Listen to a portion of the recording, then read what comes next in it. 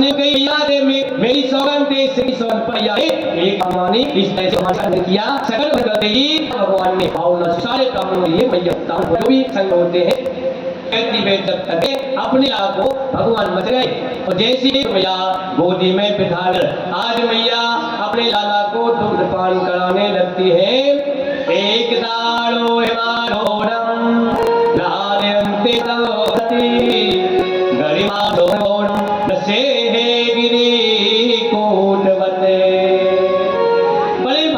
प्रेम से आज लाला को आज मैया यशोदा दूध पान करा रही है।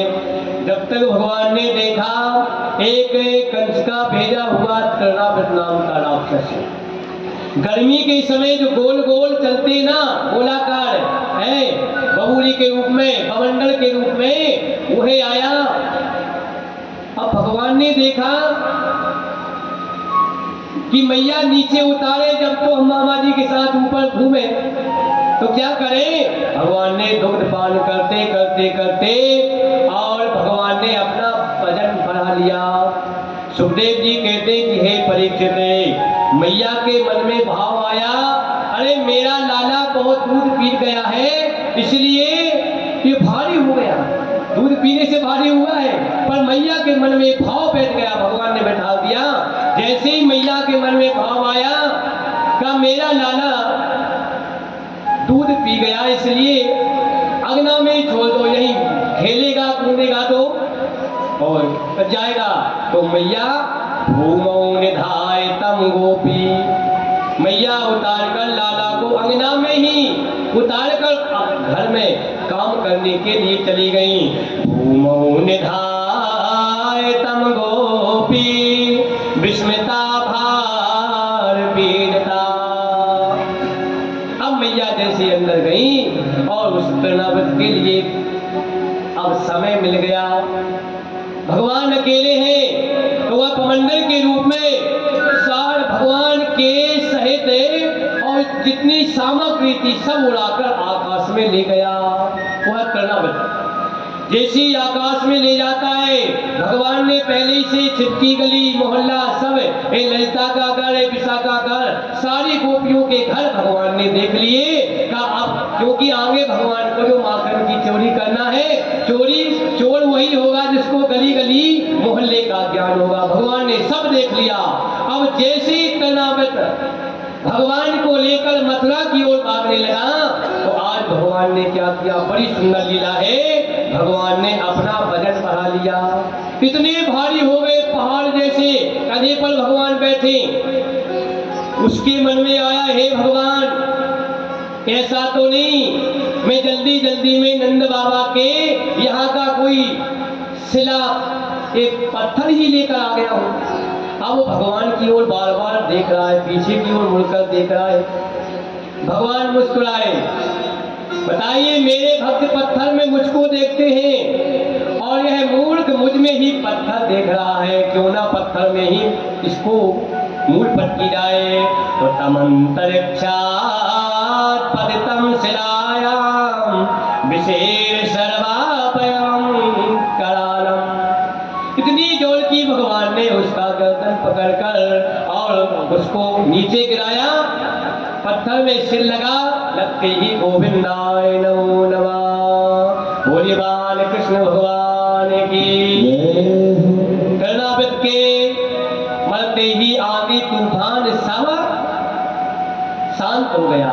आंधी तूफान पवंडर में पड़ जाते हैं ना भैया। पवंडर क्या है संसार का एक पवंडर ही है माया का चक्कर ही पवंडर है इसलिए भगवान ने उसको नष्ट कर दिया। अब धीरे धीरे भगवान बड़े हुए बड़ी सुंदर और दिव्य कथा इसको कहते हैं। अब यहाँ भगवान बड़े हुए कितने बड़े हुए 1 साल से ज्यादा के हो गए। 1 साल का जब लाला हो जाए तो जब बालकों का नाम रखना चाहिए। अब 1 दिन 2 दिन होता है पहले ही नाम रखने लगते हैं। ध्यान रखिए नामकरण संस्कार की एक विधि होती है।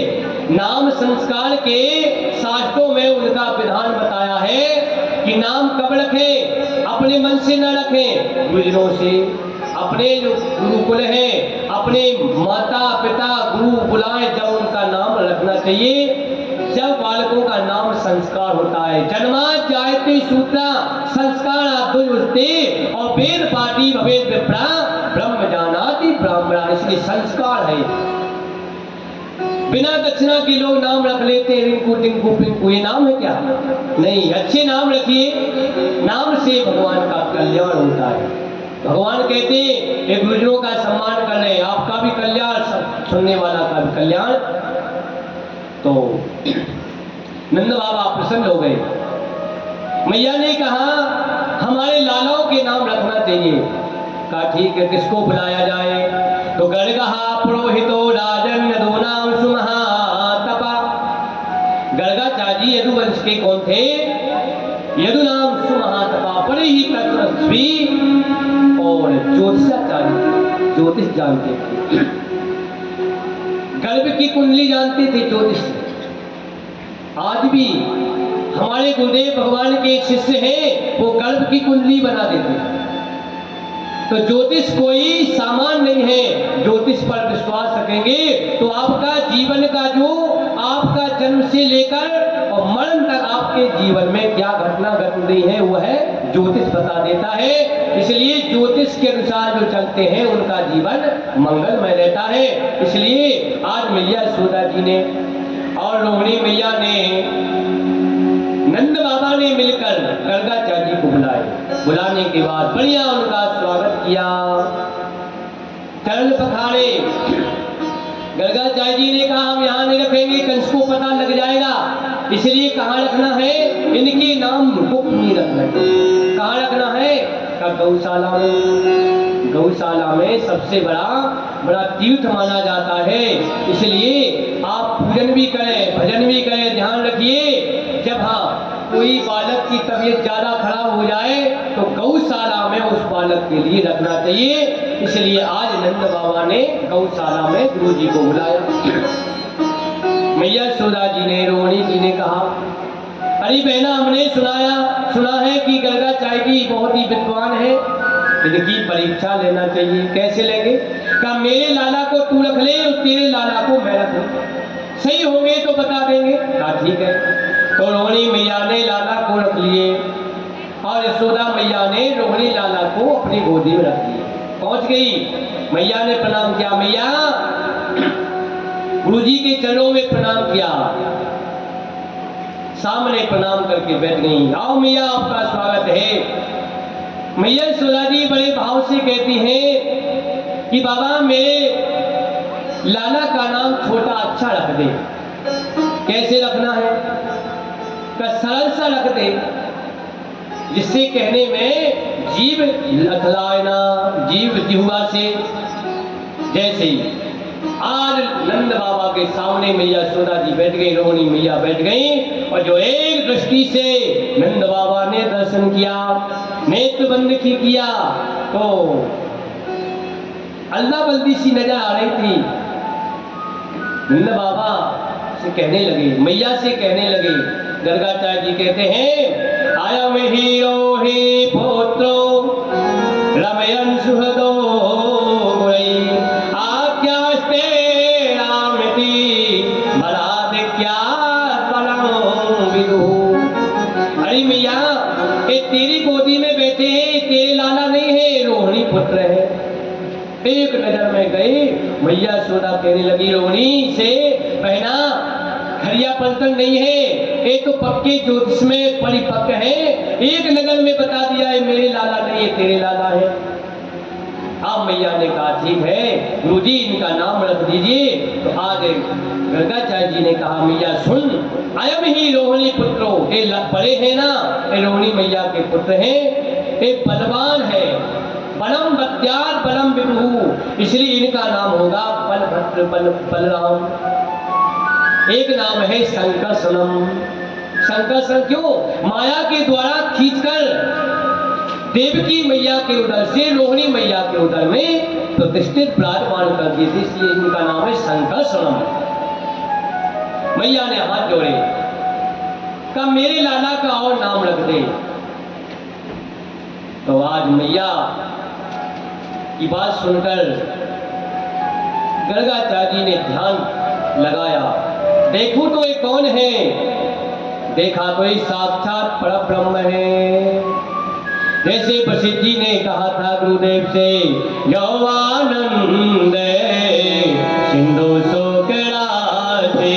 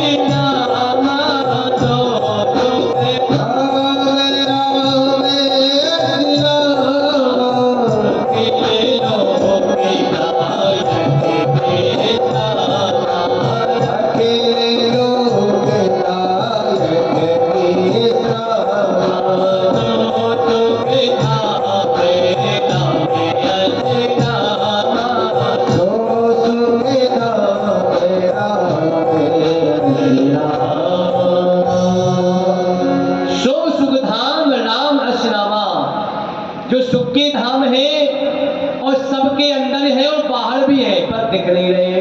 रमन्ते योगनो यस्मिन् तिथि सा नामः। यम रमु कीरायाम धातु से राम शब्द निष्पन्न होता है। इसलिए भैया सबके अंदर भी है, बाहर भी है। रमन्ते योगनो यस्मिन् तिथि सा नामः, नमन कर ले, और जहाँ नाम नमन करते हैं ना, वही परमात्मा का निवास है।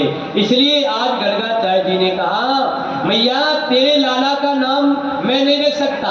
क्यों? इनके नाम अनेक अनूप अनेक नाम है, पर एक मैं नाम बता रहा हूँ। ये बहोने संत नामानि रो प्राणि सुदत्त सो। हे मैया इनके अनेक नाम है, पर तेरे लाला का नाम मैं रख रहा हूँ कृष्ण।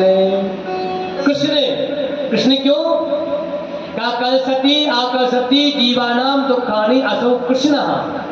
एक नाम मात्र से यदि हम कृष्ण का नाम लेते हैं तो हमारे जितने पाप हैं जो हर लेते हैं उनका नाम कृष्ण। हरतीति स कृष्ण, जो पापों को हरण करे उनका नाम कृष्ण है। मैया ने कहा ये नाम तो बड़ा टेढ़ा मेरा है गुरुदेव, और कुछ अच्छा सा नाम रख दीजिए। तो आज मैया यशोदा जी ने विष्णु सहस्त्र नाम अनेक नाम है, पर कृष्ण नाम है जो सर्वोपरि है। अनेक नाम में सर्वोपरि आज मैया यशोदा जी ने, और कन्हैया कृष्ण कन्हैया ये नाम, घर का नाम प्यार का अलग रहता है। मैया अपने घर में लाला का नाम अलग रखती, एक प्यार का नाम अलग होना चाहिए। तो आज मैया यशोदा जी ने और बढ़िया सुंदर गुरु जी की विदाई करी। विदाई करने के बाद अब भगवान कुछ बड़े हुए, धीरे धीरे बड़े होते हैं। गर्गाचार्य जी तो चले जाते हैं। श्री वेद व्यास भगवान ने बड़ा ही सुंदर यहाँ पर वर्णन किया है। आज दोनों मैयाओं ने कृष्ण बलराम जी का श्रृंगार किया। पीते झंगुलिया तनु पहिराई, और जानु पाने बिचरने मुहि भाई। आज मैया यशोदा जी ने अपने लाला का श्रृंगार किया। कैसे है भगवान? ध्यान रखिए, जीवन में एक बार यदि भगवान का दर्शन कर लेंगे तो भगवान की लीला आपके समझ में आ जाएगी। आप जीवन भर कथा सुने, यदि परिवर्तन नहीं हुआ जीवन में तो कथा सुनने से क्या उद्देश्य है? ध्यान रखिए, भक्त मार्ग में एक कथा आती है जिसका नाम था गोवर्धन डाकू। इसी कलयुग में हो गया, सतयुग का नहीं है। आज से 5000 वर्ष पूर्व जिसका नाम था गोवर्धन डाकू, चोरी करता था वो। प्रत्येक व्यक्ति के घर में जाकर सोने की चांदी की पैसा की चोरी करता। एक दिन की बात है, बलसाने ग्राम में, बलसाने में रहता था गोवर्धन डाकू। राधा मैया के बलसाने में रहता, तो चोरी करता। तो एक दिन की बात है कि श्रीधाम बलसाने में श्रीमद् भागवत की कथा का प्रोग्राम हुआ। बड़े बड़े महात्मा महात्मा संत आए और सब लोग भगवान की कथा सुनने के लिए गए।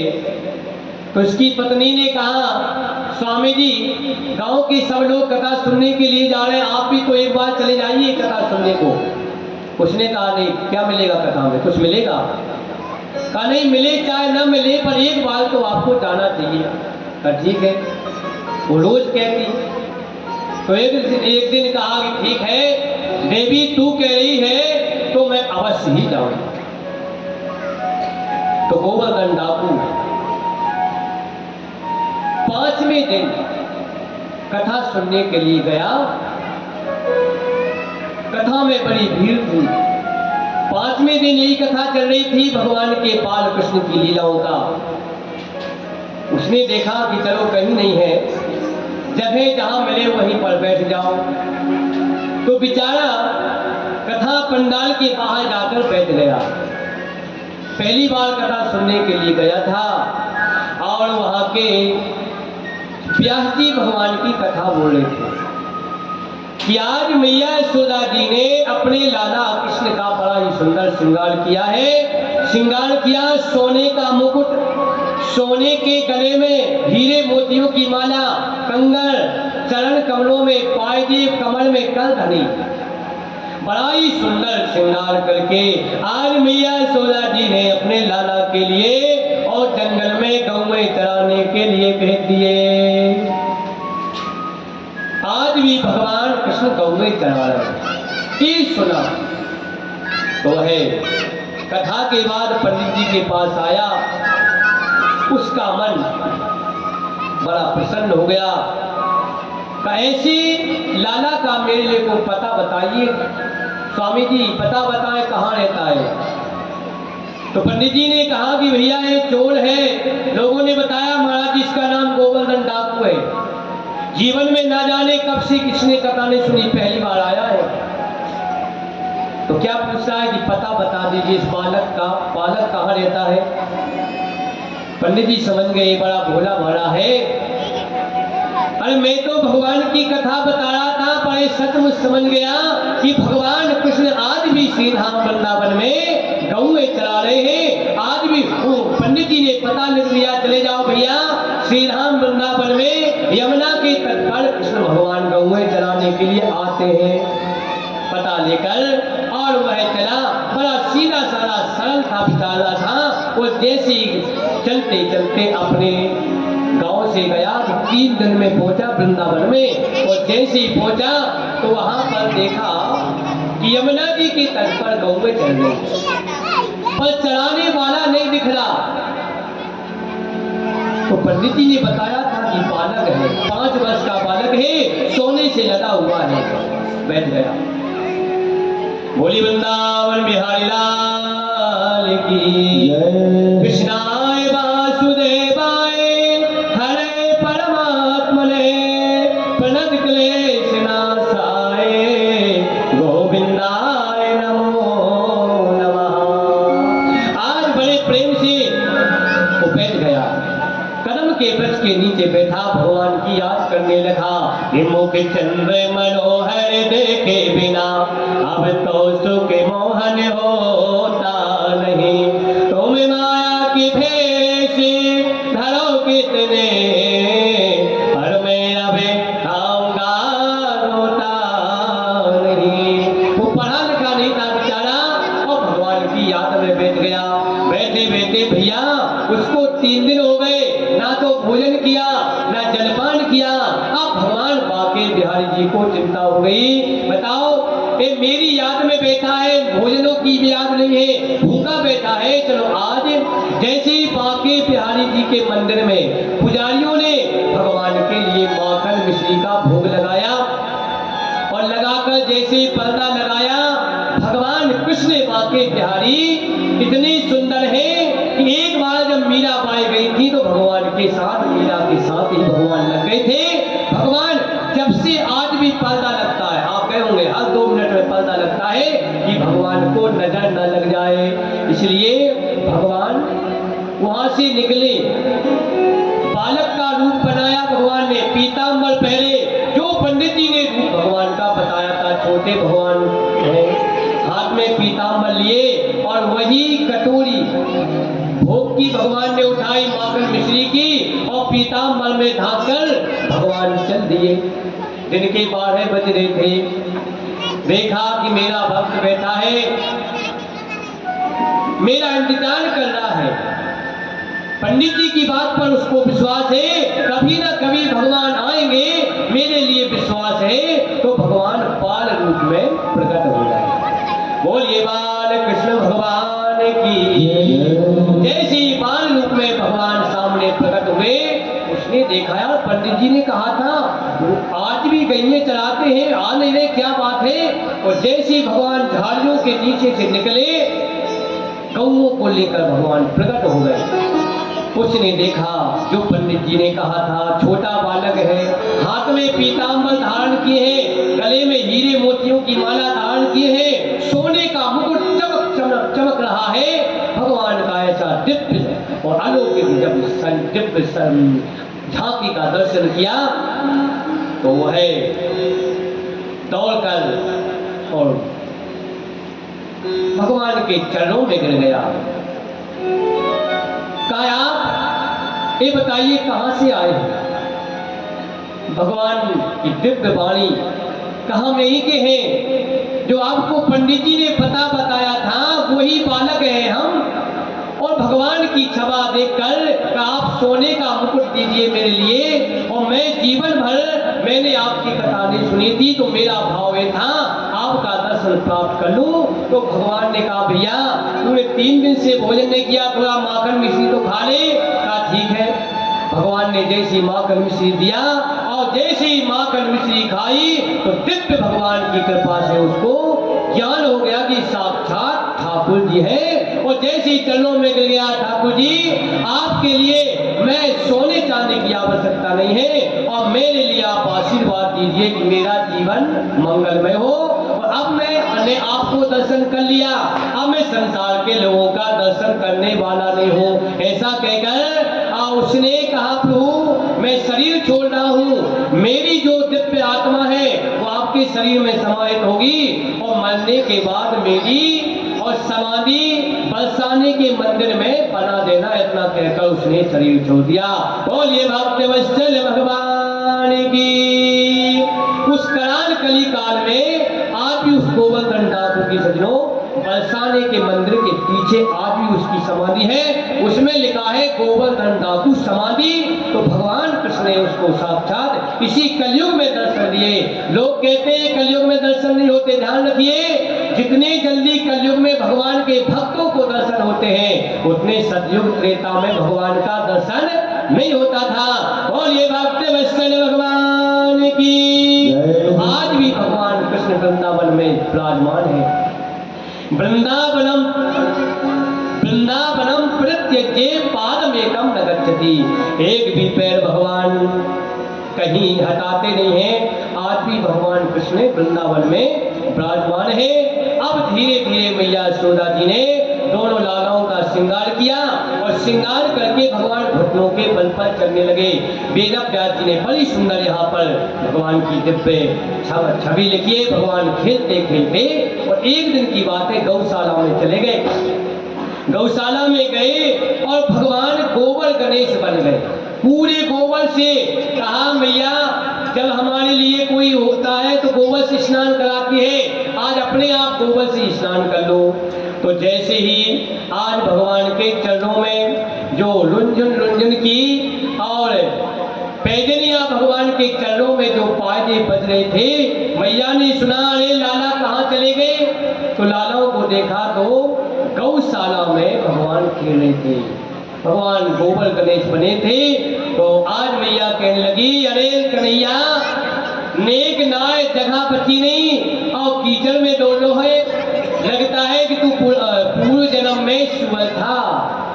तो आज भगवान कृष्ण ने बलदाऊ जी की ओर, बलराम जी की ओर देखकर मुस्कुराए, कहा मैया मेरे को समझ नहीं है, का पूर्व जन्म को सुअर है। तो पहला अवतार भगवान का कौन सा अवतार हुआ था? बाढ़ा भगवान सुअर के रूप में प्रकट हुए थे। तो भैया आज मैया अवश्य समझ रही है भगवान समझ गए कि मैया मेरे को पहचान गई। इसी तरह से आज दोनों लालों को पुनः श्रृंगार करके और पाजे कलधनी कमल में पहनाई, और जैसे ही पहनाती हैं तो एक बार की बात है, सूलदाती महाराज मैया यशोदा जी के अंगना की शोभा का वर्णन कर रहे। ध्यान दीजिए कैसी है। देखन को घनश्याम की मूरत चाहिए, सूर्य की आंधरी आंख। सूरदास जी को साक्षात भगवान कृष्ण दर्शन दे देते, नेत्र वालों के लिए दर्शन नहीं दिया। वल्लभाचार्य जी एक बार वृंदावन में पधारे, और जैसे ही पधारे तो सूरदास जी दर्शन करने के लिए गए। आदि शंकराचार्य वल्लभाचार्य थे, बहुत ही विद्वान थे। सूरदास जी से कहा कि आपको दिव्य ज्ञान की आवश्यकता है, ब्रह्मंड। कैसे? कहा सूरदास जी श्री कलयुग के भक्त हो गए। ऐसे 3 भक्त हुए हैं जिनके लिए संसार वासियों को शरीर नहीं मिला, भगवान के लिए साक्षात दर्शन हो गया है। एक तो भक्तिमती सबरी साक्षात कृष्ण भगवान के दर्शन करते थी, बाल रूप में भगवान का ही पूजन करती थी। एक बार उनके यहाँ संत भगवान आए तो उनके लिए एक लड्डू गोपाल दे गए। कहा बेटी इनकी पूजन करना। तुम भक्तिमती मीराबाई भगवान कृष्ण की पूजन करती थी, और जब तक भगवान को श्रृंगार करके और भगवान को भोग नहीं लगाती थी, जब तक उनके मन में शांति नहीं होती थी। एक दिन की बात है, और अपने मीरा ने संकल्प लिया। यद्यपि मीरा का विवाह हो गया था, गर्ग संगीता में और भक्तमाल में कथा आती है कि मीरा का जब विवाह हुआ तो राणा जी जिनके जेठ थे, परंतु वो कृष्ण भगवान को ही अपना पति मानते थे। ऐसे बर को क्या बनो जो जीवे और मर जाए, और बड़े बड़े गोपाल सो दासो हमारे हुई जाए। मीरा के नेत्रों में आंसू आ गए कि हमारे भगवान तो साक्षात हमारे पति हैं, इसलिए ऐसे बर का फल करें जो साक्षात भगवान कृष्ण हो। तो मीरा जी जो है, एक दिन की बात है, राणा जी के महलों में आने मेवाड़ में भगवान का पूजन कर रही थी। रात्रि के सुबह ब्रह्म मुहूर्त में भजन करते करते राणा जी ने भेजा सेवकों के लिए, जाओ मीरा इस समय क्या कर रही है। तो गिरधर गोपाल जी का मीरा जी भजन कर रही थी, भगवान से बात करती थी, साक्षात बात करती थी। तो वे द्वारपाल गए, कान लगाया, मीरा किसी से बात कर रही है। राणा जी के पास दौड़े दौड़े गए, कहा महाराज लगता है मीरा किसी पर पुरुष से बात कर रही है। और जैसे ही राणा जी आए, दरवाजा खटखटाया, दरवाजा खुला, और जैसे ही खोला तो उस समय बांके बिहारी जी की मूर्ति थी, प्रतिमा थी।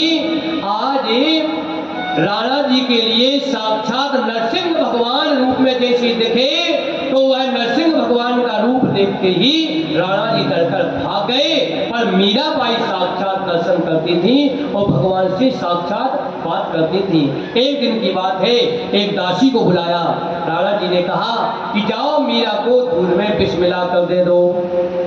जहर का प्याला राणा जी ने भेजा, मीरा जाए पिलाए। आज उस दासी को एक दूध का कटोरा दिया। दूध का कटोरा जैसे ही दिया, दासी के हृदय में पाषाण भाव आया कि मैंने कभी झूठ नहीं बोला, ये हमारी रानी है, महारानी है। दूध का कटोरा लेकर जैसी आई, मीरा के सामने रखा। दासी ने हाथ जोड़ के निवेदन किया, हे मीराबाई आपके लिए राणा जी ने एक दूध भेजा है, पर आपको पीना नहीं है। क्यों? कारण यह है इसमें विष मिला है। मीरा जी ने कहा कि जीवन में मेरे लिए एक गिलास जल नहीं पिलाया राणा जी ने, 2 योग किया है कि दूध तो मैं पीकर ही रहूंगी। और गिरधर गोपाल जी के सामने मीरा जी ने भगवान का कटोरा रखा, तुलसी दल सजाया और गोविंद के लिए याद किया कि हे कन्हैया आप इस दूध के लिए ग्रहण करो। जहर का प्याला राणा जी ने भेजा, मीरा जाए पिलाए, अमृत समझ के मीरा पी गई, बन गयो अमृत माही। आज गिरधर गोपाल जी का पूजन कर लिया तो भगवान कृष्ण ने विचार किया ये अमृत बना देना चाहिए, क्योंकि मेरे सामने जो चीज आ जाती है वो जहर भी अमृत बन जाता है। तो कृष्ण भगवान ने उसमें ऐसा वो पाषण डाला तो वह जहर था, मारने वाला था, परंतु गिरधर गोपाल जी की कृपा से मीरा ने जैसी दुग्ध पान किया अमृत बन गया, और जैसी अमृत पिया मीरा भगवान कृष्ण का ध्यान करने लगी। ध्यान करते करते कृष्ण की गोविंद के रचना में इतनी मग्न हो गई, राणा जी ने दासी को भेजा कि जाओ, मीरा अंतिम उसका समाप्त हो गई होगी। जैसी दास दासी दौड़े आए उस समय मीराबाई भगवान का भजन कर रही थी, दौड़े दौड़े गए, राणा जी से कहा महाराज उनका कुछ नहीं हुआ। वो समझ गए, क्या समझे, कैसे पिछले दासी ने कुछ गड़बड़ी कर दी, दूध नहीं दिया है इसलिए विश्वास नहीं हुआ। एक दिन की बात है कि राणा जी के सामने एक सोने का पिटारा आया और एक विषधर काले काले कलूटे नाग लेकर आया।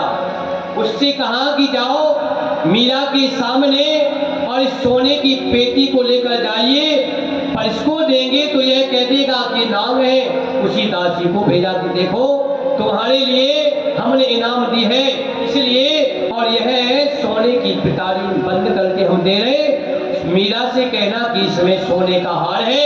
जैसे ही मीरा और उस सोने के हार के लिए और पेटी को खोलेगी और नाम रच लेंगे तो गोविंदाय नमो नमः जीवन समाप्त हो जाएगा। और बंदे पितारो, आज जैसी दासी के सिर पर रखा सोने का वो सोने की पेटी और उसमें नाग भर दिए, और जैसे वह दासी गई, चलते चलते रात्रि का समय था, कहा दासी ने जाकर निवेदन किया कि आज राणा जी ने सोने का हार भेजा है, महारानी जी क्षमा करना, आप इसको खोलना, कब खोलना, ब्रह्म मुहूर्त में। जैसे मीरा जी ने कहा राणा जी ने जीवन में मेरे को और कभी एक साधारण माला नहीं दी है, आज सोने का हार दिया है। ऐसे गिरधर गोपाल जी का मीरा ने ध्यान किया कि हे कन्हैया आपकी कृपा से मैं यह सोने की पिटारी भी खोल रही हूँ। तो बंदे पिटारो नागे भिजायो, मीरा दसो है जाई और डाले गले में। जैसे मीरा जी ने सोने की पेटी को खोला और नाग जैसी अपने गले में डाले, भगवान कृष्ण की कृपा से वो सोने के वो नाग जो थे काले काले नाग सोने के हार बन गए। और ये भक्तवत्सल भगवान की डाले गले में मीरा सो गई, बन गयो ढोलक हारी।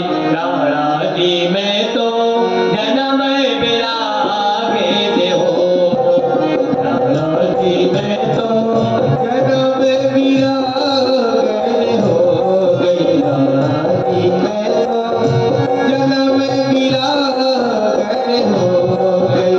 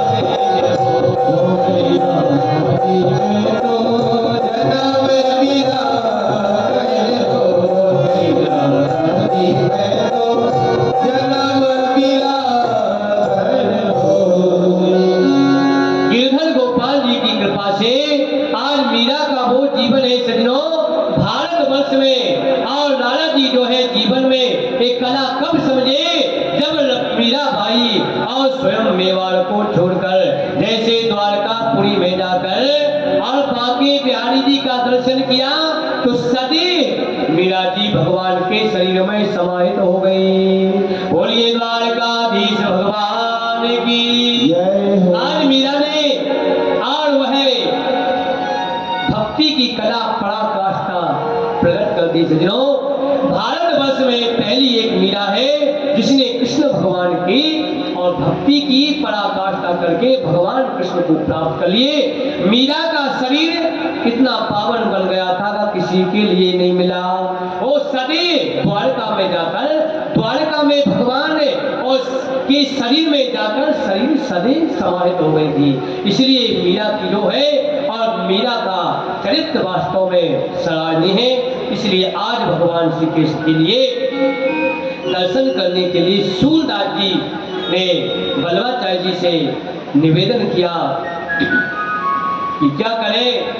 उन्होंने कहा कि जाओ यमुना जी में स्नान करके आओ। यमुना जी में जैसे स्नान करके आए सूरदास जी और बल्लभाचार्य जी ने हाथ स्पर्श किया, अपना कर कमल सिर पर रखा तो उनके लिए साक्षात संपूर्ण श्रीमद् भागवत का ज्ञान हो गया।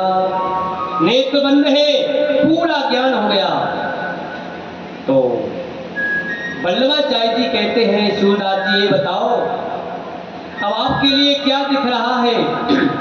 सूरदास जी ने कहा गुरुदेव मेरे लिए दिख रहा है नंद का आंगन। नंद के अंगना में क्या हो रहा है आज मैया यशोदा जी ने अपने लालाओं का दोनों का श्रृंगार करके और मैया अपने हाथ से लाला को पकड़कर चलना सिखा रही है। जय रुंझनो जन जन बाजत पे जनिया। आज सूरदास बाबा जी गा रहे हैं कि आज मैया यशोदा जी के अंगना में आज मैया यशोदा जी चलना सिखा रही है। आइए सूरदास जी के चरणों में और हम उन्हीं के शब्दों में श्रवण करें।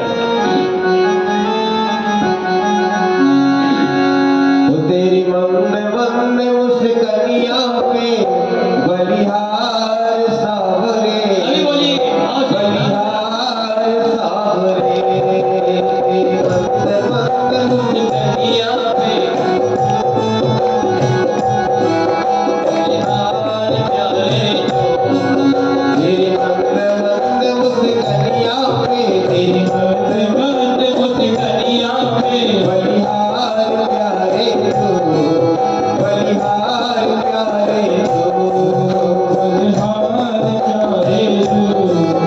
बलिहार प्यारे तेरे नैन बड़े कजरारे लगते हैं प्यारे प्यारे तेरे नैन बड़े कजरारे लगते हैं प्यारे प्यारे तेरे नैन बड़े कजरारे लगते हैं प्यारे प्यारे तेरे नैन बड़े कजरारे लगते हैं प्यारे प्यारे तेरी सीत बनिया पे तेरी सीत बनिया पे तेरी सीत बनिया पे तेरी सीत बनिया पे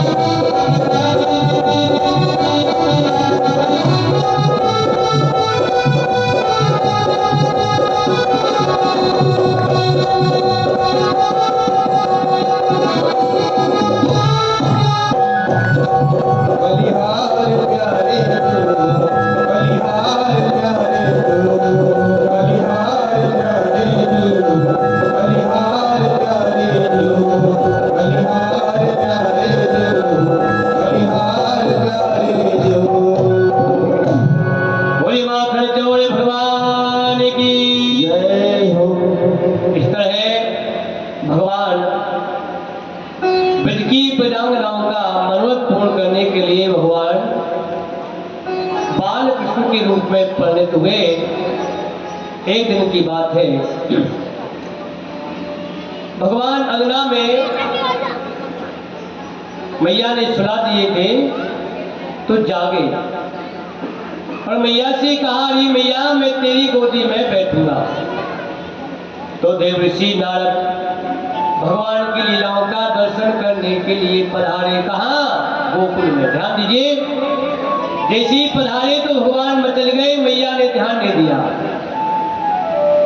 तो नारद जी कहने लगे, जो परमात्मा विश्वपति विश्वात्मा अकल अनीह परमात्मा जिसके लिए नेति नेति कहकर वेद पुकारते हैं, और वही भगवान मैया यशोदा जी की गोदी में बैठने के लिए अंगना में मचल रहे, लोट पीट हो रहे।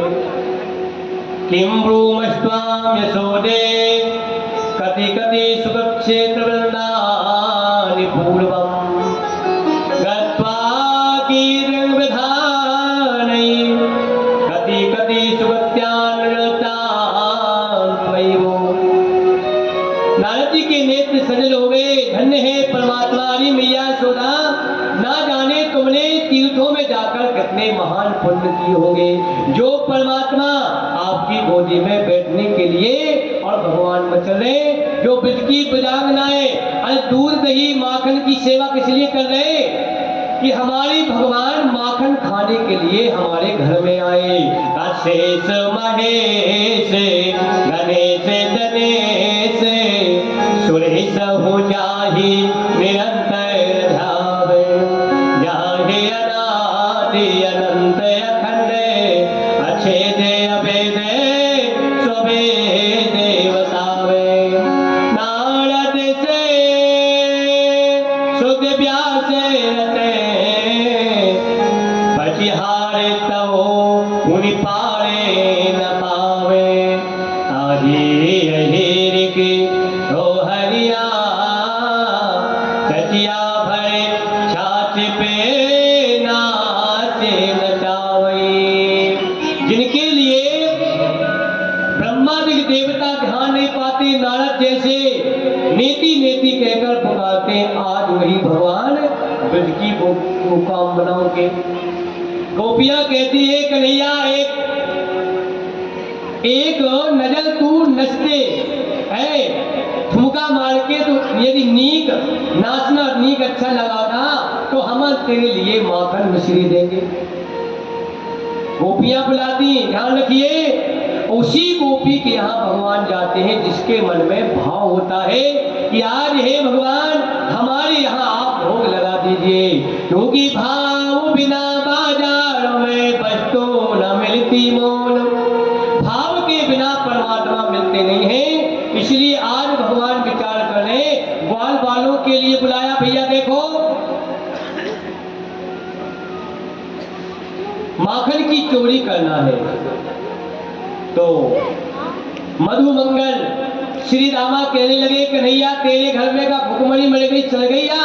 अरे तेरे यहाँ 9 लाख गौएं हैं और मैया सुनेगी तो जो पिटाई करेगी तो छठी का दूध याद आ जाएगा।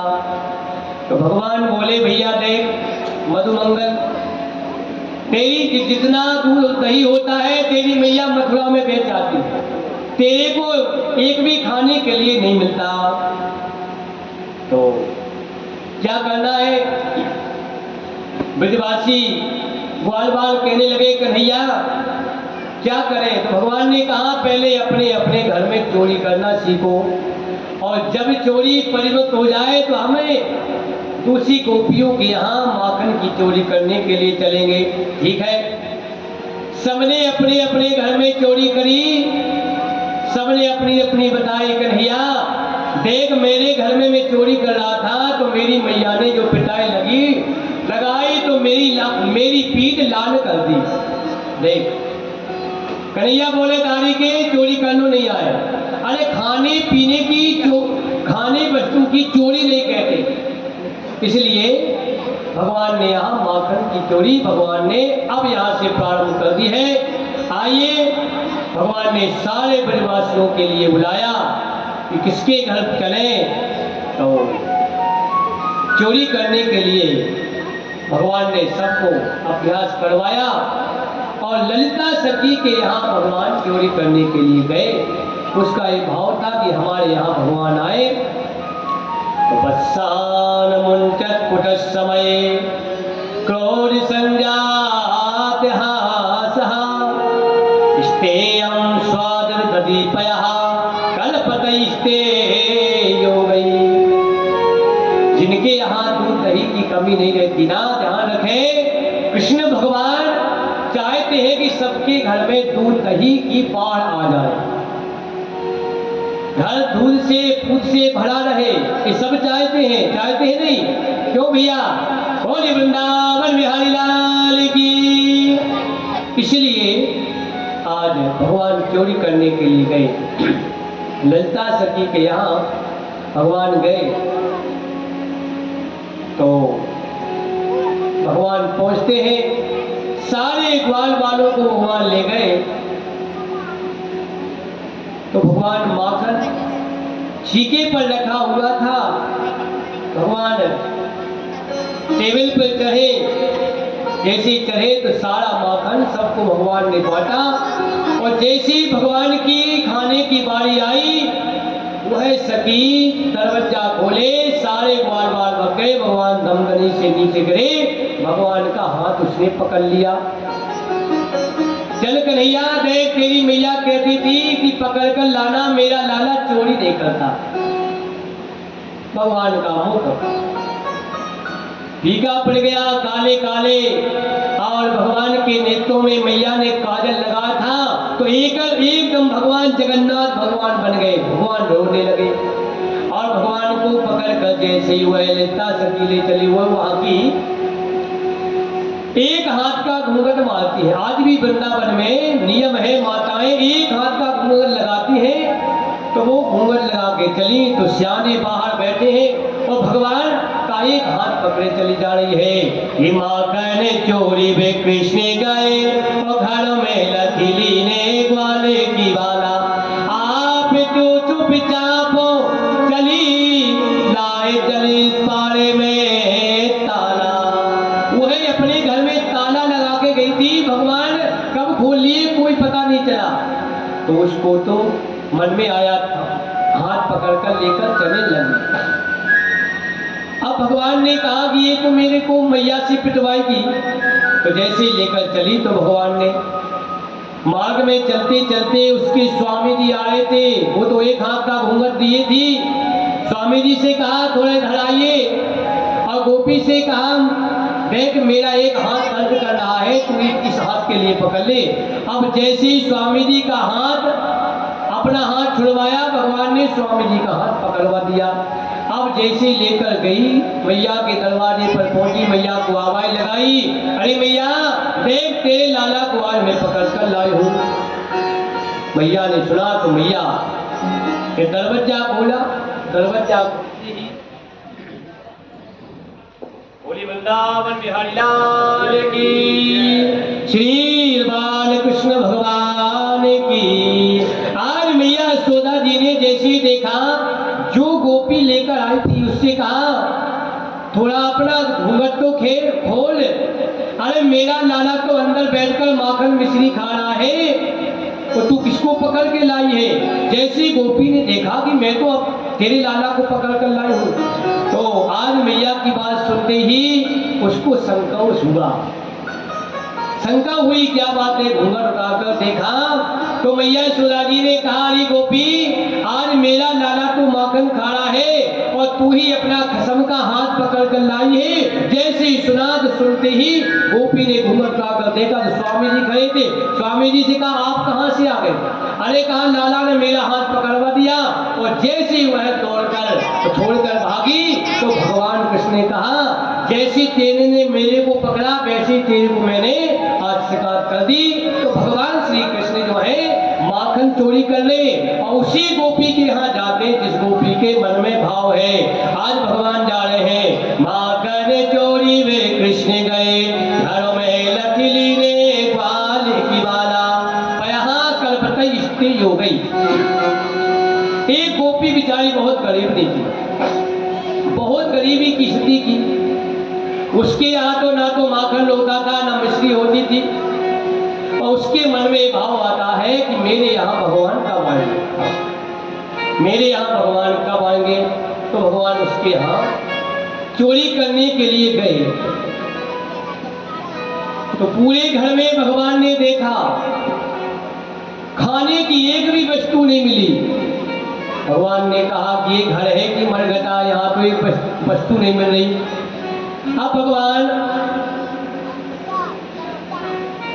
एक कक्ष में पहुंचे तो उसकी लाली सो रही थी, उस गोपी की, और उसकी एक हाथ की चोटी थी।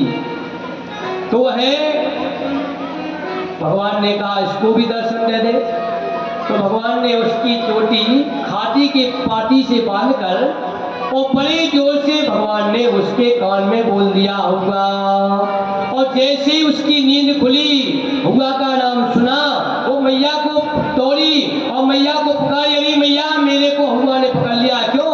उसकी खाटी से चोटी बांध दी थी। जब उठी तो तनी उसने कहा कि हुआ ने पकड़ लिया, और जैसे ही वह मैया को आवाज लगाई तो मैया दौड़ी दौड़ी गई। जब तक भगवान कृष्ण कन्हैया भागते नजर आए, अब भगवान नजर आए तो सब समझ गई।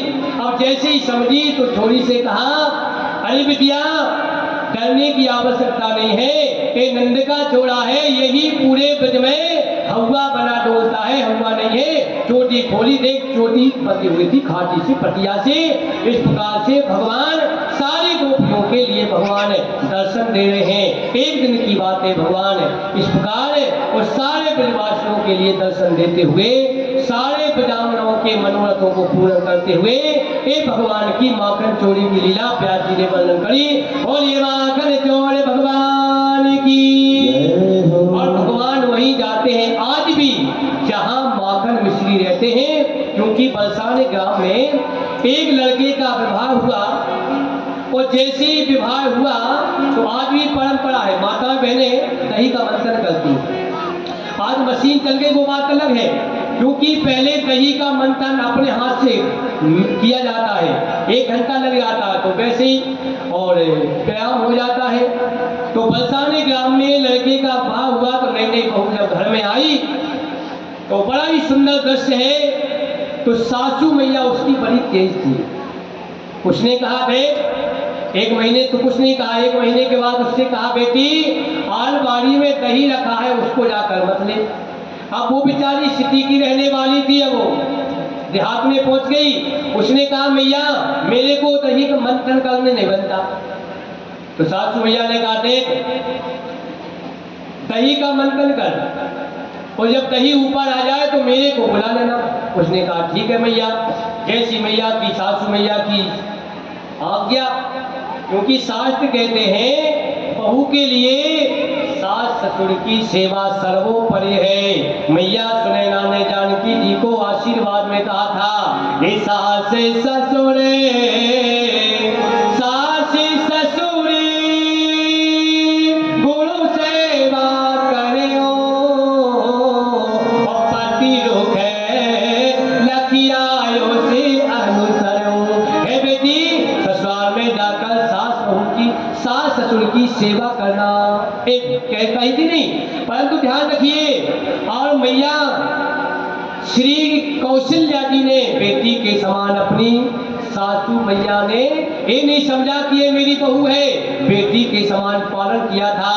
ये बदो लड़की पर घर आई, और आंखों नैन पलक की नाई। इसलिए मैया अपने घर में जब बहू आए तो उसको बहू मत समझिए, उसको बेटी समझिए, आपको जीवन भर पानी देगी। इस शास्त्र का नियम है। इसलिए जीवन भर मैया कौशल्या जी ने जानकी जी से ये नहीं कहा बेटी एक गिलास जल पिला दे। मानस में गोस्वामी जी ने लिखा, पलंग पीत गोद ही डोला,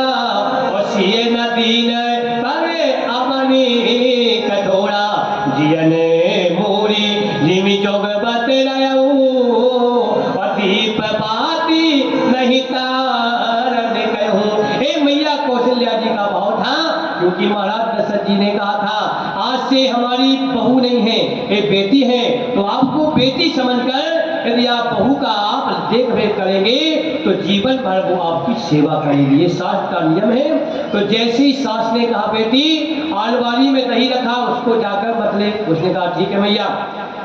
अब जैसे उसने गई सासू बहू और दही का मंथन करते करते जब दही ऊपर आ गया, मक्खन ऊपर आ गया, तो आवाज लगाई बहू ने सासू मैया के लिए, माता जी जल्दी से आइए, मक्खन ऊपर आ गया है, आके उठा लीजिए। अब सासू मैया बहुत तेज थी, वहां से वो दौड़ी दौड़ी आई और बहू के 2 चांटे दिए, का शर्म नहीं लगती, क्योंकि उसके ससुर का नाम था मक्खन लाल। कहा तू आज की बहू है और तू ससुर का नाम ले रही है, तेरे को शर्म नहीं लगती। और उसने कहा मैया जी मेरे को पता नहीं था, अब भाई तो भाई आप आगे आओ तो भाई अब आगे ध्यान रखूंगी। अब वो बेचारी सीधी सादी थी, क्योंकि माता पिता की लाडली थी, का कोई बात नहीं, उसने हाथ नहीं उठाया। बड़े गजब की बात तो ये है। अब आगे क्या हुआ, दूसरे दिन जैसे दही का मंथन किया, मंथन तैयार हो गया, सासू मैया अंगना में झाड़ू लगा रही थी, बहू ने आवाज, बड़ी बुद्धिमान थी उसने आवाज लगाई माता जी जल्दी से आइए, ससुर जी ऊपर आ गए हैं, आके उठा लीजिए। तो ये क्या है, बुद्धिमानी।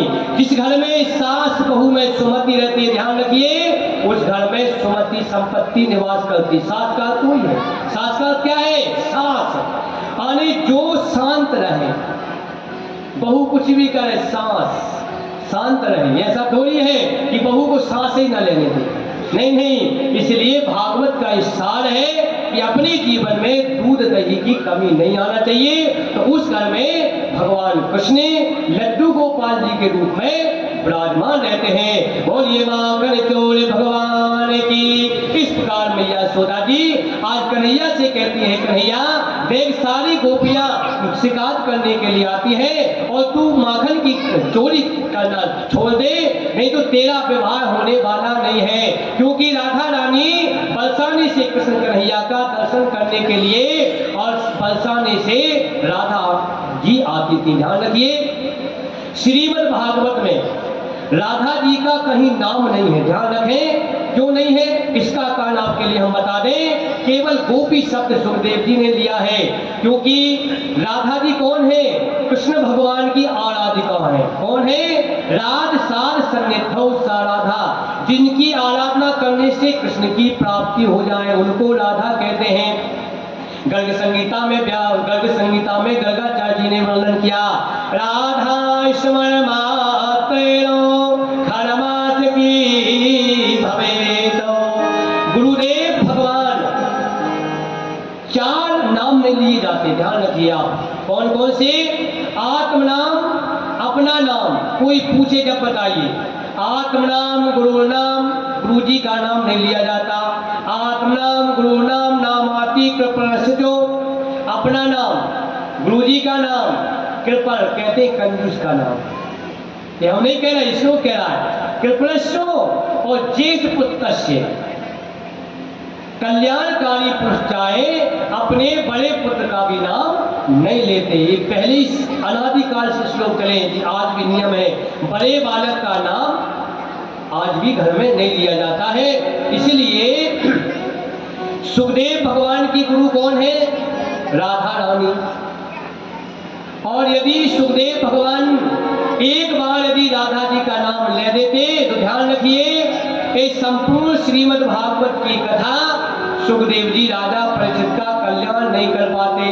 क्यों, राधा स्मरण मात्रेण। एक बार सुखदेव जी जब नाम ले देते थे राधा शब्द, तो सुखदेव जी की 6 महीने की समाधि लग जाती। इसलिए सुखदेव जी ने भागवत में राधा नाम नहीं लिया है। और राधा जी का चरित्र है, क्योंकि सर्वप्रथम सारी ब्रज की गोपांगना जो आती थी और मैया यशोदा जी अपने कृष्ण कन्हैया को कहती थी कि हे गोपियों, मेरे कन्हैया के समान संसार में कोई गोपाल नहीं है। मेरे संसार में मेरे कन्हैया के समान कोई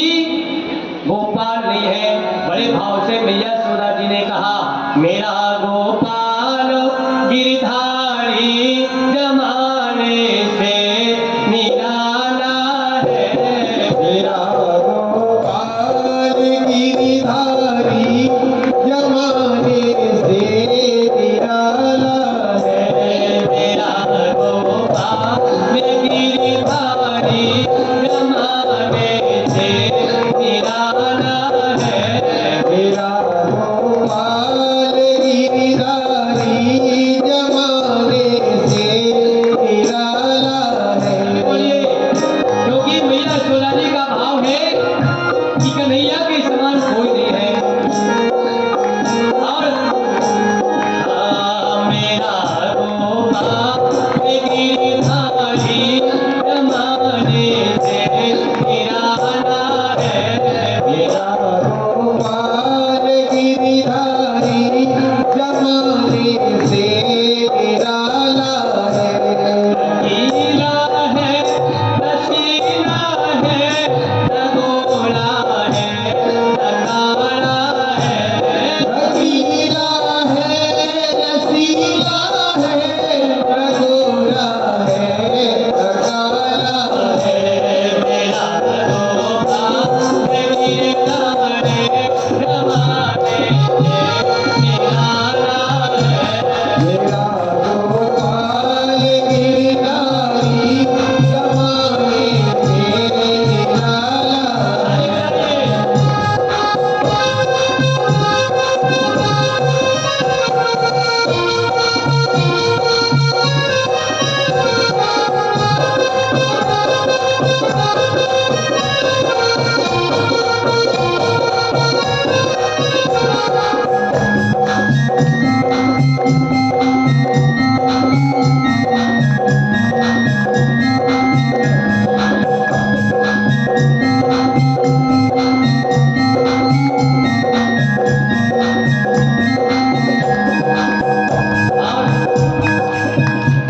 कभी सपनों में आते हैं, कभी रूपों में आते हैं। कभी सपनों में आते हैं, कभी रूपों में आते हैं। कभी रूपों में आते हैं, कभी सपनों में आते हैं। कभी रूपों में आते हैं, कभी सपनों में आते हैं। बरसाने के मोहन में निराला ढंग निकाला है। बरसाने के मोहन ने डूबा ढंग निकाला है। मेरा गोपाल गिरधारी जमाने से निराला है। मेरा गोपाल गिरधारी जमाने से निकाला है।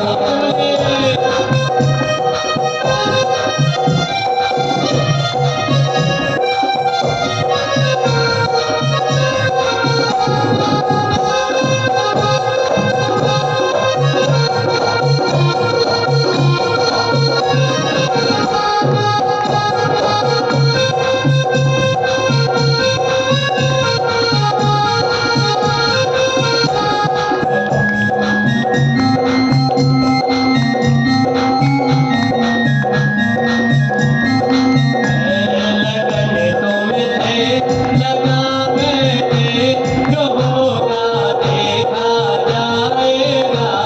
लगन तुमसे लगा बैठे, जो होगा देखा जाएगा।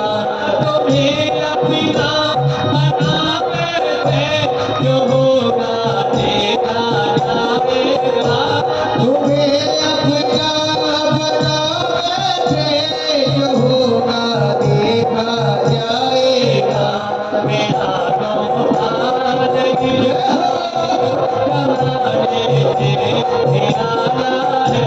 मेरा गोपाल गिरधारी जमाने से निराला है। मेरा गोपाल गिरधारी जमाने से निराला है। मेरा गोपाल गिरधारी जमाने से निराला है। भगवान कृष्ण भगवान की, माखन चौड़ भगवान की। इस प्रकार भगवान की ये लीला जो है माखन चोरी की श्रवण करते हैं, उनके जीवन में कृष्ण कन्हैया की कृपा सदा उपस्थित रहती है। भगवान ने विचार किया, माखन खाते खाते हमारे हाथ और मुख चिकने हो गए, ब्रजरज का अभी स्वाद नहीं लिया। इसलिए भगवान खेलते हुए ग्वाल बालों के साथ कहाँ पहुंचे? ब्रह्मांड घाट पर। भगवान ने उठाकर मट्टी खा ली।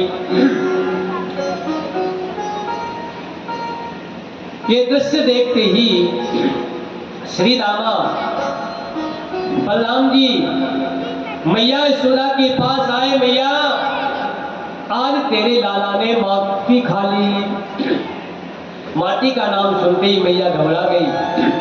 अभी तक माखन मिश्री खाई थी, कोई बात नहीं, आगे चलकर लाला पुड़िया भी खाने लगेगा, इसलिए आदत खराब हो रही है, सुधारना चाहिए। लाला की आदत बिगड़ती जा रही है। मैया ने पूछा, क्यों कन्हैया नटखट, अरे दादी के तूने माटी खाई है? सब ग्वाल बाल तेरी शिकायत कर रहे हैं। मैया की बात सुनते ही आज भगवान का चेहरा एकदम भगवान रूसी सूरज से भगवान कहने लगे। भगवान ने क्या कहा? मैया, मैंने माटी ना खाई, ना हम भक्षितवान पे सर्वे मिथ्या विशंसनः, यदि सत्यग्रस्त ही समक्षम पश्चिमे मुखम। हे मैया, मैंने माटी ना खाई, ये सब झूठ बोल रहे हैं। मैया ने कहा, देख कन्हैया, तूने माटी खाई है, लगता है कि तू ही मेरे घर में हरिश्चंद्र हुआ है, सब झूठ बोल रहे हैं सब। ऐसा नहीं, मुख दिखा तेरा, हाथ में मैया की छड़ी और मुख में माटी। अब तो योग माया को चिंता हो गई, यदि मैया कन्हैया को मारेगी। इसलिए आज भगवान ने अपना मुख जैसे ही खोला तो योग माया भगवान के मुख में प्रकट हो गई। मैया, देख मेरा मुख। जैसे मैया ने नजर मारी, नजर दृष्टि डाली, तो मैया ने क्या देखा? कन्हैया के मुख में नदी पहाड़ नजर आए। पूरा उत्तर प्रदेश आने हरिद्वार ऋषिकेश से उत्तरांचल नजर में आया। मैया ने देखा, अरे मेरे लाला के मुख में नदी पहाड़ कहां से आ गए इतने? अपने नेत्र बंद कर लिए। बोलिए विराट भगवान की। आज भगवान ने अपना मुख खोलकर मैया को विराट भगवान का दर्शन कराया। ये भगवान की सुंदर लीला है। मैया घबरा गई, नेत्र बंद कर लिए। भगवान ने देखा मैया घबरा गई, लीला को दूर कर लिया।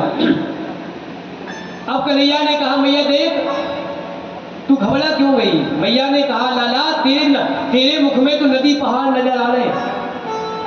मैया देख, तेरे बुढ़ापे की आंखें हैं, फिर से देख। मैया ने फिर से देखा, अरे हाँ लाला, अब तो मेरे को कुछ नजर ही नहीं आ रहा। ऐसी भगवान की लीला का दृश्य आज भगवान मैया को बड़े भाव से, बड़े प्रेम से भगवान कृष्ण जो है यशोदा मैया के वात्सल्य रूप में आज भगवान ने दर्शन दिए। ये कौन है? नंद बाबा और मैया यशोदा पूर्व जन्म के श्रेष्ठ पत्नी थे।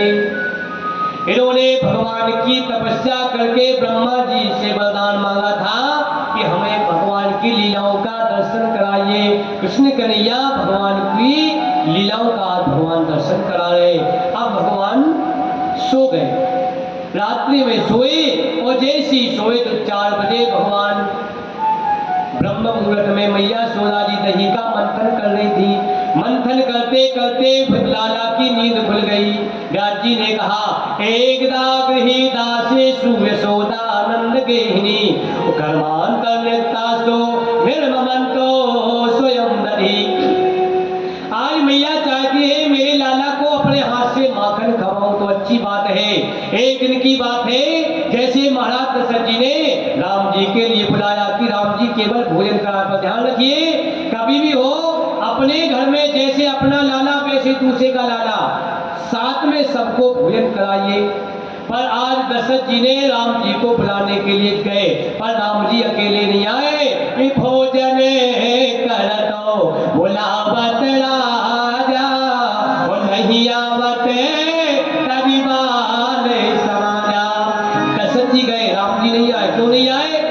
दशरथ जी केवल राम जी को बुला रहे, और राम जी भोजन करते थे। अनुज सहित संग भोजन करई, राम जी का नियम था अपने घर में अकेले भोजन न करें आप, अपने बालकों को भोजन कराएं, बाल बच्चों को साथ में भोजन करना चाहिए, नियम है। तो भोजन अकेले भोजन में नहीं आता, साथ में भोजन करने में जो आनंद आता है वो भगवान की कृपा होती है। इसलिए मैयाओ आप अपने बालकों को अकेले भोजन न कराएं, सबके साथ में भोजन कराइए। भागवत की कथा का ऐसे दशरथ जी 1 घंटे बुलाते रहे, राम जी नहीं आए। आ गए महलों से, कौशल्या जी के पास आए। कौशल्या जी ने कहा राम जी नहीं आए, कहा 1 घंटा हो गए। कौशल्या जी समझ गई, केवल राम जी को बुला, बैठिए मैं अभी बुलाकर लाती हूँ। जैसे ही मैया कौशल्या जी गई, माँ का हृदय तो एक बात से लेता है। ध्यान रखिए, माँ के पास जब बालक जाता है तो माँ देखती है बालक का पेट, कि बालक कितना भूखा हो गया है। क्योंकि जब हनुमान जी गए थे और मैया जानकी जी के पास ही, तो उस समय जानकी जी ने कहा बेटा तेरे को भूख लगी है? तो हनुमान जी ने कहा मैया मेरे को बहुत भूख लगी है, मैं लंका में जब से आया हूँ सब खाने वाले मिले, खिलाने वाले कोई नहीं मिले। सुनहो माँ तो मोहे अतिशय भूखा, लागी देखे सुंदर फल फूखा। मुझको बहुत भूख लगी है। मैया का हृदय पासन से भर गया तो भगवान हनुमान जी को आदेश दिया जाओ फल खाओ। बालक कितना ही बड़ा हो जाए, 40 साल का 50 साल का, माँ के सामने पहुंचेगा तो माँ ये पूछेगी बेटा भोजन कब से नहीं किया? तो माँ देखती है बालक का पेट और पत्नी देखती है पति का जेब खाली है कि नरम है कि गरम है। तो माँ का वात्सल्य अलग होता है।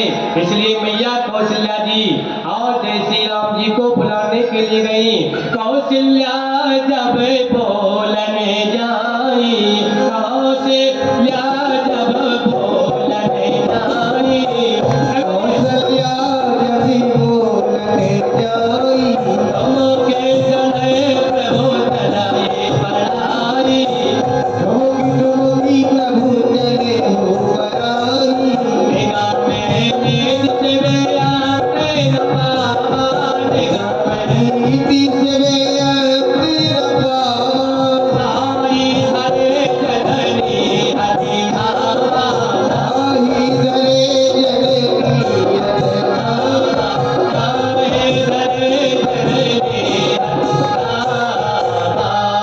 कौशल्या जब बोलने जाई, ओ ठुमुकी प्रभु चलई पड़ाई। राम जी भागने लगे। भैया कौशल्या जी ने कहा राम खड़े हो जाओ। राम जी खड़े नहीं हुए। हे राम खड़े हो जाइए, तुम्हारे लिए सतयुग के भक्तों की सौगंध देती हूँ। राम जी खड़े नहीं हुए। मैया कौशल्या जी ने द्वापर के और त्रेता युग के भक्तों की सौगंध लगाई। जब भी राम जी खड़े नहीं हुए, उसी समय मैया कौशल्या जी ने भाव से कहा राम मैं तुम्हारे लिए कलयुग के भक्तों की सौगंध देती हूँ। जैसे ही कहा तो कलयुग के भक्तों के ऊपर भगवान का ज्यादा प्रेम है। भगवान ने कहा यदि आज खड़ा नहीं हुआ तो भक्तों की अपमान हो जाएगा। इसलिए भगवान उसी समय कलयुग के भक्तों की बात सुनकर खड़े हो गए। बोलिए भक्तवत्सल भगवान की आज निगम नेति से अंत न पावा, और ताई धरे जननी हर धावा। वास्तव में कलयुग में भगवान की कथा का और भगवान का रहस्य बहुत ही अद्भुत है। तो आज राम जी खड़े हो गए, इसलिए राम जी ने जाकर भोजन चपल चित उते पितु जब सर पाए, और भारी चले किलकत मुग दधि उधर लौटाए। राम जी ने त्रेता युग में भी दाल चावल दही चावल खाए थे ना, तो दही उधर वही भाव है आज कृष्ण भगवान का। मैया ने अपने हाथों से दही का मंथन किया, दही ऊपर नहीं आया, तो कन्हैया पहुंच गए मैया के पास। अरे मैया मेरे लिए माखन दे दे, भूख बहुत लगी है। मैया ने कहा देख कन्हैया अभी समय है 1 घंटा, इसमें से अभी मक्खन ऊपर नहीं आया, देख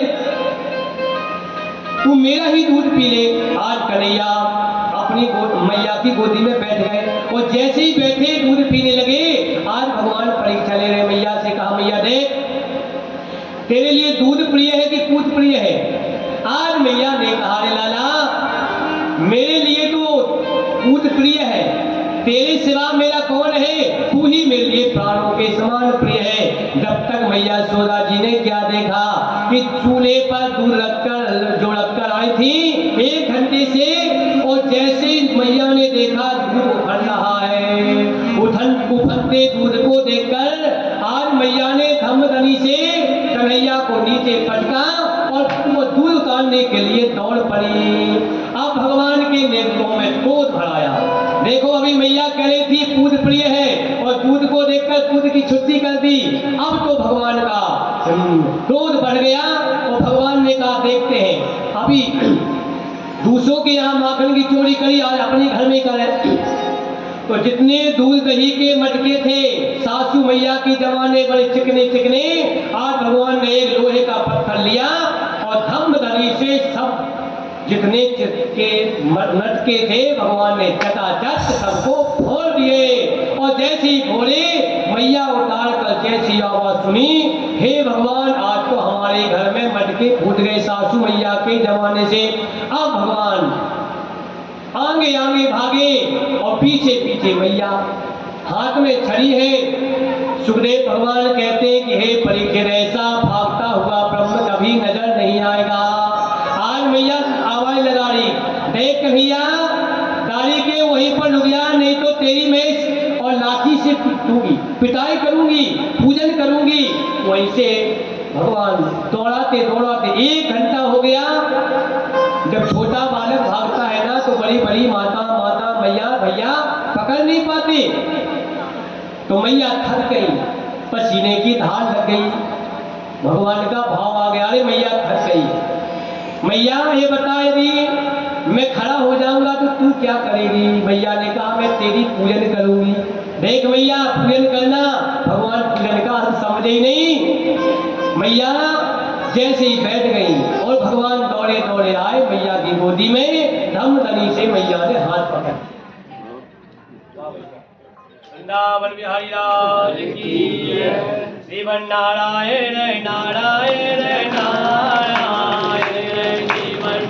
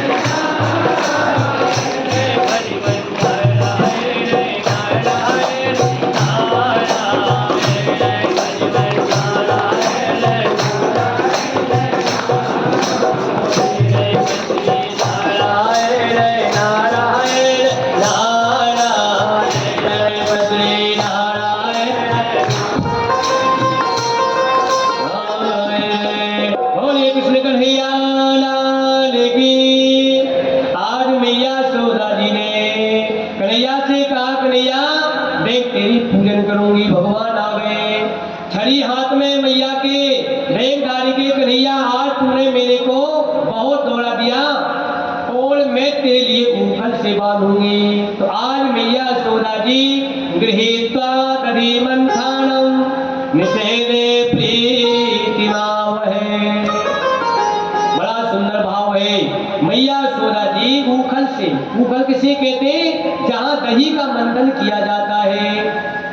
आज मैया ले गई, जितनी गोपियां थी ब्रज की आ गई सब। अरे मैया देख आज कसम निकाल ले, क्योंकि हमारे घर में भी इसने चिकने चिकने सब मटके सब फोड़ दिए। अब तेरे घर में जब मटके फूट गए तो अब तू कसर निकाल ले, क्या करना है। मैया ने कहा कि ऊखल से बांध। तो ऊखल से भगवान बंधने के लिए मैया ने क्या किया। व्यास जी कहते हैं तथा वर्तमानस्य स्वामर्कस्य कृतागतः द्वि अंगुले मत्तेने दधे यश्चे गोपिका। सारी गोपियों ने ब्रज की रस्सी लगा दी। दाम, दाम किसे कहते हैं, रस्सी। तो 2 अंगुल की रस्सी कम पड़ रही। मैया के अंगना में, घर में, महलों में जो रस्सी थी वो लग गई, गोपियां लाई वो लग गई। ये क्या है, ये भगवान की माया है। जीव और ईश्वर के बीच में 2 ही अंगुल की भेद है। सो माया बस बंधे गोसाई और बंधो कीरा मन कति की नाई। भैया यदि माया हमारे बीच से हट जाए तो हमारे लिए भगवान का दर्शन हो सकता है। सो माया, वही माया सारे संसार को नचा रही है। भूमि परते घाटा बड़ पानी और जनु जी भई माया ले पितानी। ए माया, ये क्या है, भगवान की माया ही हमको दूर करा रही है। तो भगवान ने कहा मैया परेशान हो गई। 1 घंटे हो गए, 2 घंटे हो गई, सारी ब्रज की रस्सी लग गई। मेरी इच्छा से बंध नहीं सकता मैं। मैया का भाव देखा। प्रबल प्रेम के पाले पड़कर प्रभु को नियमों बदलते देखा। और अपना मान भले डर जाए पर भक्ति का मान न तलते देखा। आज भगवान के नेत्रों में आंसू आ गए। भगवान ने कहा चलो मैया का भाव, क्योंकि माँ क्या है, भक्ति स्वरूपा है। भक्ति जहाँ प्रेम होता है भगवान बन जाते हैं। दाम कहते हैं रस्सी, दाम बंधनमस्य, और उदर कहते हैं पेट। इसलिए मैया ने भगवान को बांधा तो भगवान का नाम पड़ गया दामोदर। बोलिए दामोदर भगवान की। 2 अंगुल की कमी थी, भगवान ने पूरी कर दी। मैया ने कहा देखो गोपिया, आज कन्हैया को बंधे रहने दो, कोई छोड़ेगा नहीं। उसकी पुरानी जो आदत है भूल जाएगा। बांधकर सब चले गए। इतने में सब गए। इतने में क्या हुआ, मैया यशोदा जी नंद बाबा के महलों के द्वार पर 2 वृक्ष लगे हुए थे, जिनका नाम है यमलाल नलकूबर। ये नारद जी के श्राप से वृक्ष बन गए थे। इन्होंने नारद जी को प्रणाम नहीं किया। एक हस्तेन प्रमंते, ध्यान रखिए, कभी भी हो मंदिर में जाए, अपने गुरु जी के पास जाए, माता पिता के पास जाए, तो दोनों हाथ जोड़कर प्रणाम करना चाहिए। एक हाथ से किया हुआ पुण्य सारा पुण्य नष्ट हो जाता है। इसलिए शास्त्र का नियम है एक हस्तेन प्रमंते कुर्बाणो नरकम प्रजेत। एक हाथ से नहीं करना चाहिए, 2 हाथ से। पुराने जो दादाजी रहते हैं, मैया रहते हैं, तो अपना आचरा जो रहते हैं पकड़ कर फिर मस्तक देकर प्रणाम करते हैं। ये पुरानी ये परंपरा है। पर भारतवर्ष में लोग जो है आजकल प्रणाम करना भूल गए, दंडवत करना भूल गए है। टाटा कहते हैं, टाटा का जवाब बालक जो है आगे चल के बाटा से कहने लगता है। इसलिए प्रणाम करें तो आप दोनों हाथों को जोड़कर प्रणाम करना चाहिए। इसलिए यमलाल जन्म भगवान घसीटते जो है ऊखल को बीच में से भगवान ने निकाला, और निकालते ही धम्मधड़ी से दोनों वृक्ष नीचे गिरे। उनकी आवाज भगवान ने अभी नहीं हुई। 2 वृक्ष, उसमें से 2 पुरुष निकले और भगवान का दर्शन करते ही दोनों दिव्य पुरुष भगवान की स्तुति करने लगे। भगवान ऊखल से बंधे हैं, रो रहे हैं, और जैसे उन्होंने ऐसी दिव्य झांकी का दर्शन किया तो वाणी घोड़ानुकथने श्रवणो कथाया हस्तौच कर्म सुमन तव पादयोर्नः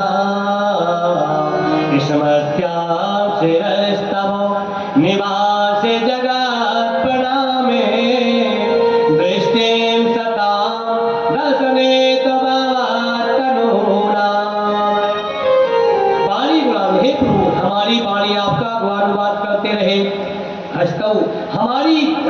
की सेवा आपके मंदिरों में झाड़ू लगाते रहे, सिर आपके चरणों में प्रणाम करे, भगवान की स्तुति की, भगवान ने दोनों को आशीर्वाद दिया, जाओ जाइए हमारा आशीर्वाद है, अब कभी कभी संतों का ब्राह्मणों का अपमान नहीं करना। इस प्रकार से भगवान ने नलकूबर का उद्धार कर दिया। इसी के साथ अब यहाँ से नंद बाबा ने सारे ब्रजवासियों ने सुना, अरे ये तो